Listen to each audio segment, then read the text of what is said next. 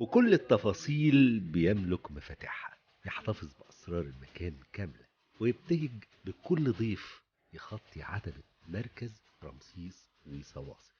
بيحفظ كل لوحة بعد قصها هي موجودة فين وراحت لمين، وأيامه الحلوة في المكان دايما بيقولها بسعادة كبيرة وحقيقية من قلبه. هنا أيام ما تتنسيش.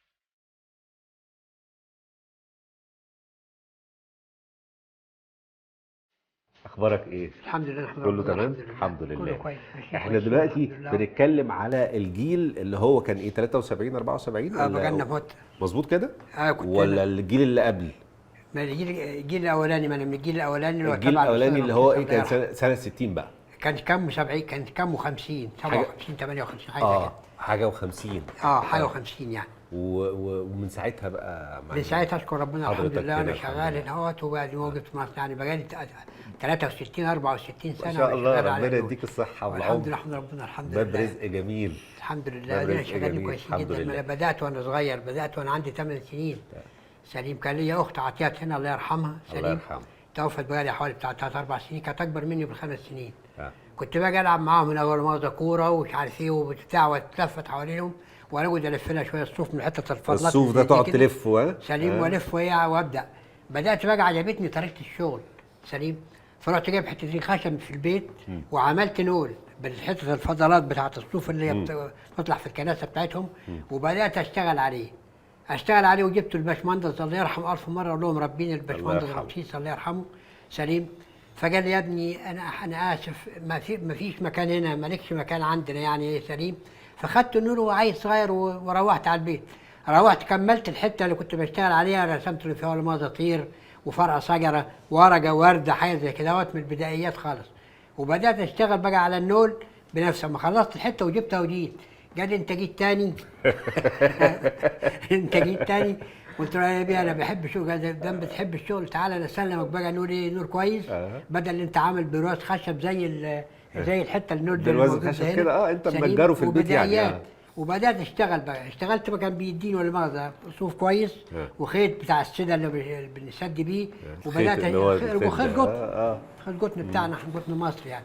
وبنبدا اشتغل ايه عليه. شو الحته اللي اشتغلها يديني عليها فلوس واخدها وافكها تاني واشتغل الحته تاني. يا سلام، يعني الحته اللي تشتغلها تروح فاككها؟ انا اعرف فاكك واخد الصوف تاني عشان خاطر الصوف هو عشان خاطر اولا ما يعني ما يهدرش صوف. صح كده. لكن يحاسبك عليه. كان بيحاسبني على ديني فلوس عليها. يشجعك. ما انا بقول لك اشكر ربنا. كانت ايام الحمد لله. ده الكلام ده كانت في 57 58 كان السن كده.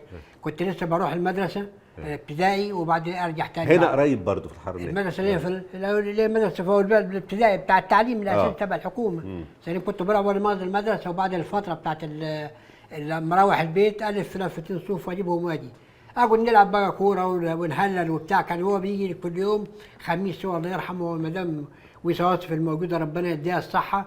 سليم كنا بنلعب بقى، بيلعبونا كوره وبيدونا برتقال زي بيت ورب اسره كبير لما بعيله حواليه. تنبسط عيد بقى. كنت انا اصغرهم بقى. عيد بقى جاي بقى وهتاخد برضه ايه؟ تشوف انت عملت ايه وتاخد المصروف بتاعك. اما كان بيديني بقى اللي هو المصروف بتاع الحته اللي كنت بشتغلها وكنت باخد فلوس عليها ويفككني تاني ويفكها تاني وابدا ايه اشتغل تاني عليها من جديد. اما حببني بقى في الشغل الله يرحمه، هو يعني استاذي وعلمني وله الفضل عليا، لان عملت سجاده عن الصحراء خدني اسكندريه لما كبرت بقى. سليم لا استنى بقى. اول لوحه عملتها اللي هو بقى قال لك انت كده بقيت خلاص واحد مننا مش هتتفك تاني، كانت امتى بقى؟ كان عندك كام سنه؟ الكلام ده كان في الستينات. يا قعدت تتدرب كده 4 5 سنين مثلا؟ في الستينات بدات بقى اشتغل على حتت يعني، بدل ما كنت بشتغل حوالي شبر او شبر ونص عرض كده كان خلاني بقى اتوسع 70 80 سم وابدا اشتغل بقى فيهم.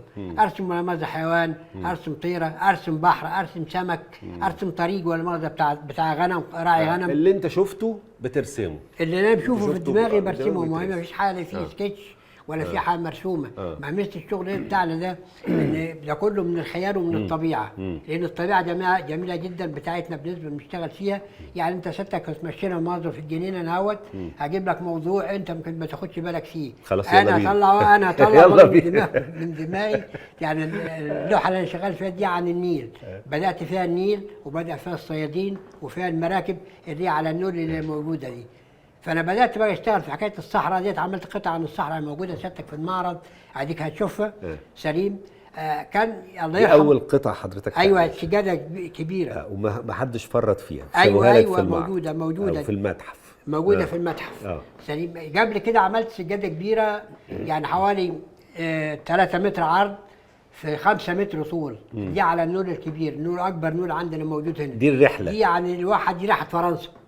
دي موجوده في فرنسا الوقت، مش موجوده هنا. موجوده فين بقى في فرنسا؟ نعم موجوده في متحف اسمه اللوفر تقريبا. في اللوفر. ايوه في اللوفر حاجه كده في فرنسا يعني. ده الكلام ده في 64 65. عارف حكايه انها تتنقل يعني انت عملتها؟ اللي انا عملتها. وبعدين ايه اللي حصل؟ وبعدين بدات بقى في اما راحت هناك وهو خدوها هم جم شافوها خدوها طبعا، جاوا خدوها وعرضوها هناك وموجوده في المعرض او موجوده في المتحف، موجوده باسم رمسيس وطاطف يعني هناك. سليم.